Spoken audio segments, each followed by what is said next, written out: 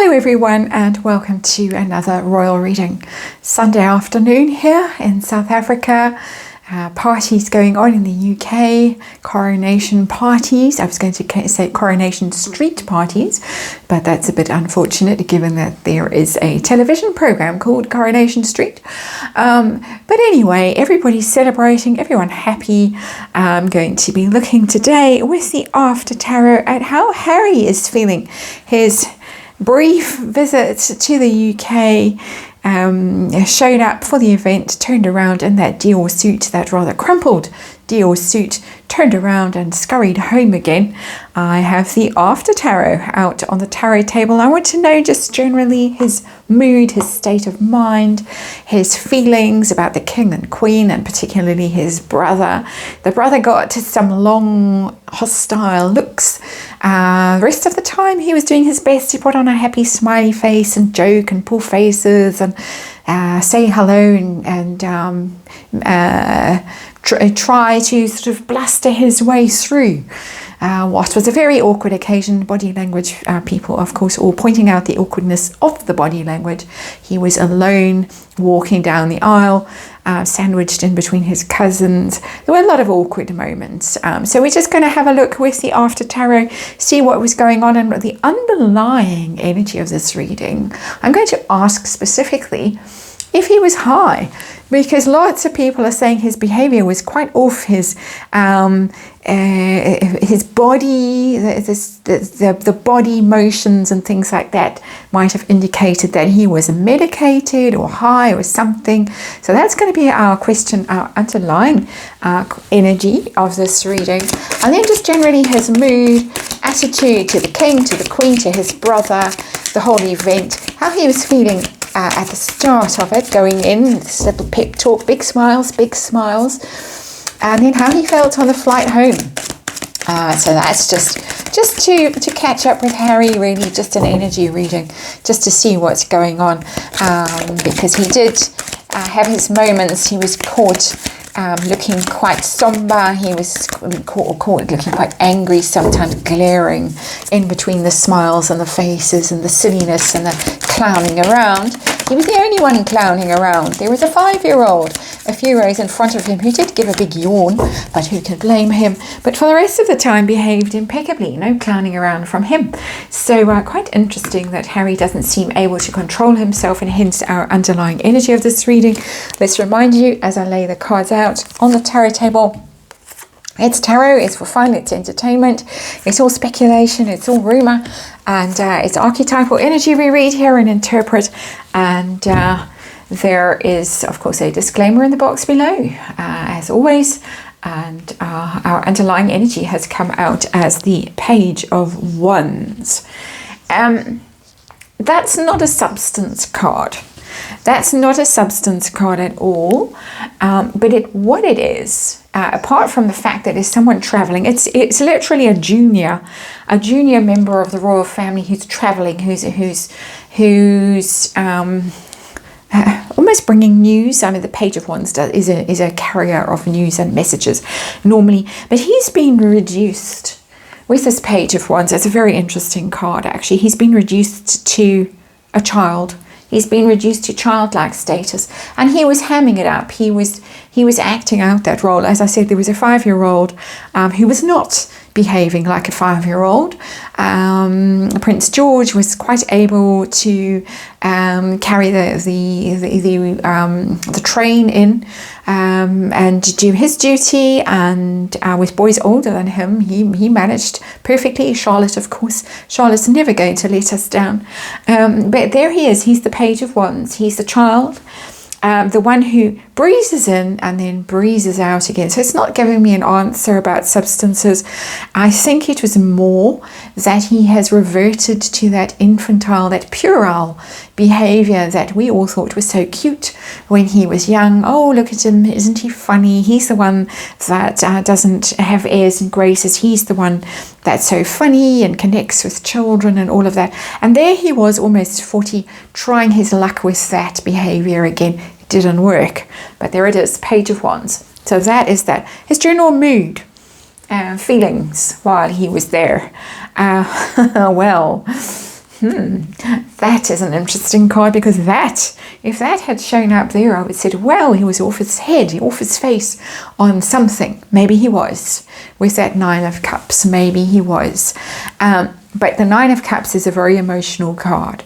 So whatever it's telling us about substances, and it is telling us a lot about substances. It's telling us very likely he was up to his eyeballs on something, whether something prescribed or something he prescribed for himself.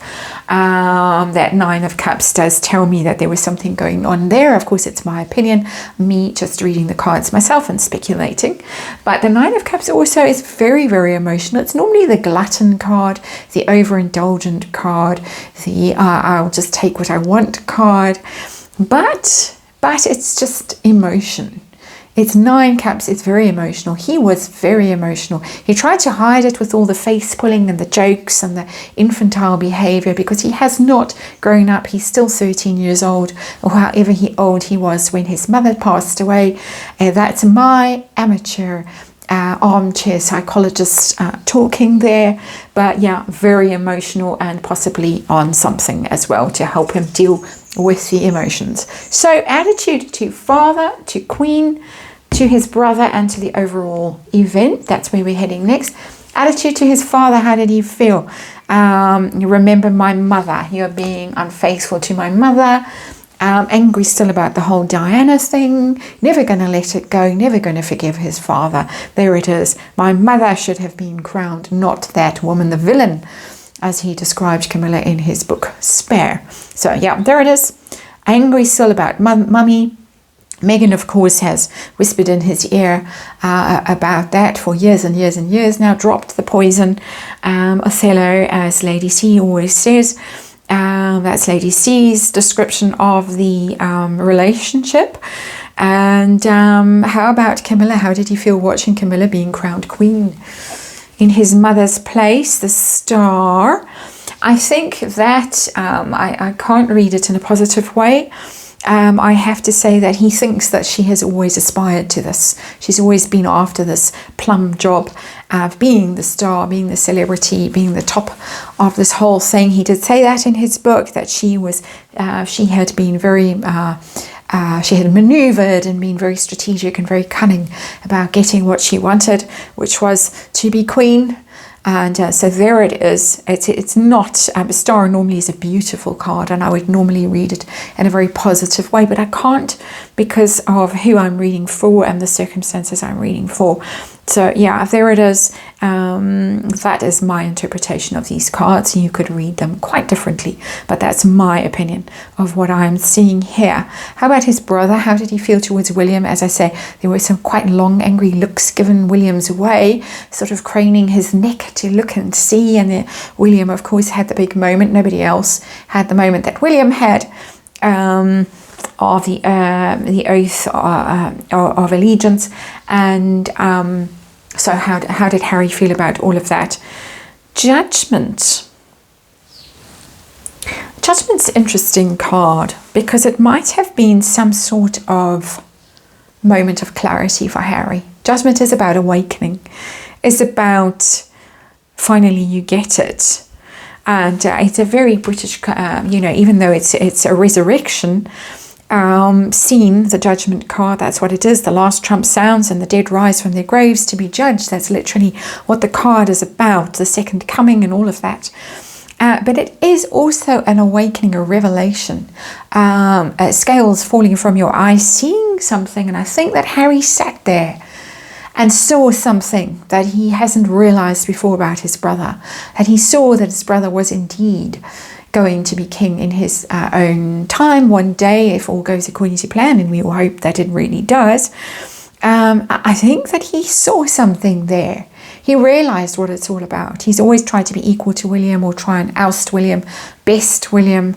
But no, William was the one who was actually doing his duty, a part of the ritual and the ceremony and all the rest of it. And Harry, was sitting in the third row and just completely left out. And it's interesting that there are children rising He sees it because the Judgment card, the thing about the coronation, a lot of people said it was a very gloomy ceremony, that the king and queen looked quite tense and overwhelmed and frail, and the mood was quite somber. And well, of course, because somebody who was on the throne for 70 years passed away last year, and they're still grieving her. Everyone is still very aware of the fact that she passed away, and this is the reason for the coronation. And this card depicts it with two, it's interesting, two graves. And there were two that passed away, the Prince Philip and then the Queen. Very powerful people in history, people who were around for decades. And so that very much in people's minds, but also the fact that someone has to die in order for someone to be crowned. That's pretty harsh. That's not normally what happens in a business. Someone retires and then someone else takes over, or someone leaves and goes somewhere else and someone else takes over, or whatever. But it's not literally someone dies. And so, you know, being blunt here, this card tells me that, and it tells me that Harry had a bit of a moment seeing it and realizing that the Queen had to die for this to happen, that his father in due course is going to pass away for William to take over the throne.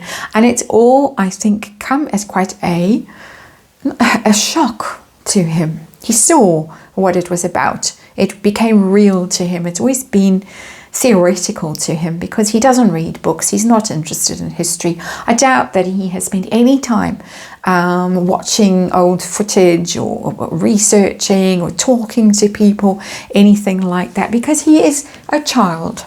He is a child, and the child saw something there yesterday. So how did he feel about the whole event?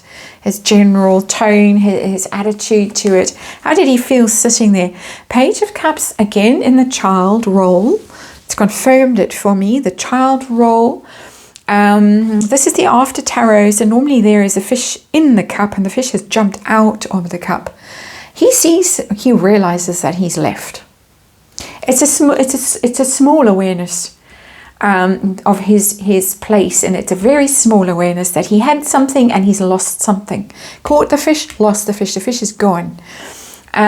But it's also, it's emotion, but it's childish emotion, it's childlike emotion, let's say, more charitable towards him, that he realizes he's been relegated to the non-working royals, the family that people sort of feel sorry for.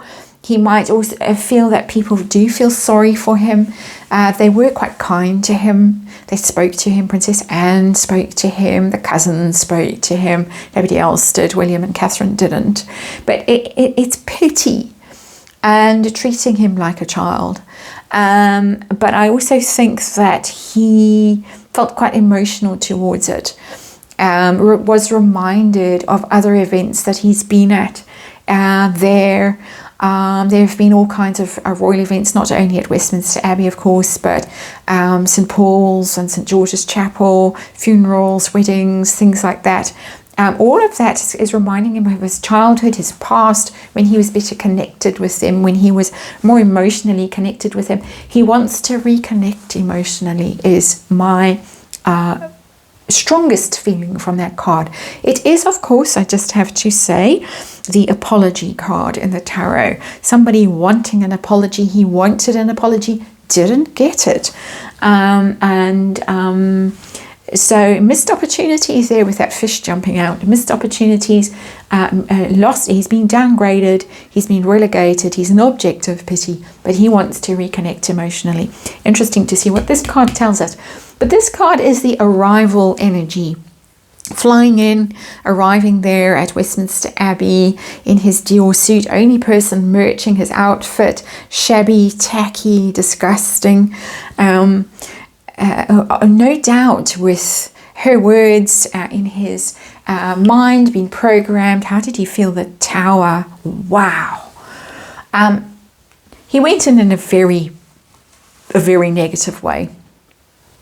It doesn't get more negative than the tower. Very negative mindset, wanting to blow the place down, wanting it all to I think, my personal impression of this card is that he wanted it to go horribly wrong, it to go really badly, as badly as it could possibly go, until this happened, and that moment and that feeling kind of overtook him. But he really didn't want it to go well, because the Tower is literally a lightning bolt, a sudden shock, some awful calamity that strikes, and the King and Queen normally in the Tower fall. They go tumbling down. They have landed in the after Tarot. They're down there at the bottom, the King and Queen, collapsed, fallen. He wanted bad things to happen, whether to the newly crowned King and Queen or to William and Catherine. Somebody, he wanted bad things to happen to them. He really did. That would have been whispered in his ear, is my speculation and my interpretation of the energy, as he was set off, wound up and set off in a thunderous temper, feeling all full of animosity and resentment. But that is it. And he also, I think, for him personally, he went into it feeling like it was going to be... I'm taking him back to child energy, and I'm taking him back to school and being sent to the headmaster's office for a terrible scold, or to be expelled from school or something like that, because I think that's where his mentality is and has got stuck. So he felt it as he was going somewhere to be told off, to be punished, to be for something shocking to happen to him. So there's two things. He expected some kind of shock for himself, and then he was hoping for some kind of shock for them. Neither of those things came to pass. It was all quite easy for him. Everyone was quite nice to him, although he did get blanked by the people he nodded to in the crowd as he was going down the aisle. Cousins were kind to him, at least, and Princess Anne very conspicuously was kind to him before blocking him out with that giant feather. On the way home, on the flight home, which turns out to have been commercial, we think. One can never be sure with those two.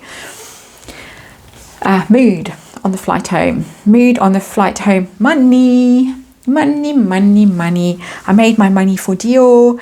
I made my money for Netflix. I made my money for whoever else has got, it needs me to, I did my job. I worked. It was hard work. It was terrible. It was exhausting. Eight of Pentacles is exhausting. Somebody really working very hard. He feels like it was very hard work for him. But he's done it. He's feeling quite pleased with himself. So no flying home like, oh, woe, and regret and all of that stuff. I've done it. Earned my payday. Home I go. He's a child. He is, in my mind, I'm saying beyond redemption. So I will say it, beyond redemption at this point, because he doesn't get it. There was a moment of getting it, but he doesn't get it about his own place in the universe. We're going to look at that next. The ramifications for Brand Sussex and how that is going to go. That's where I'm heading next. Thanks for watching this one, and I hope to see you over there.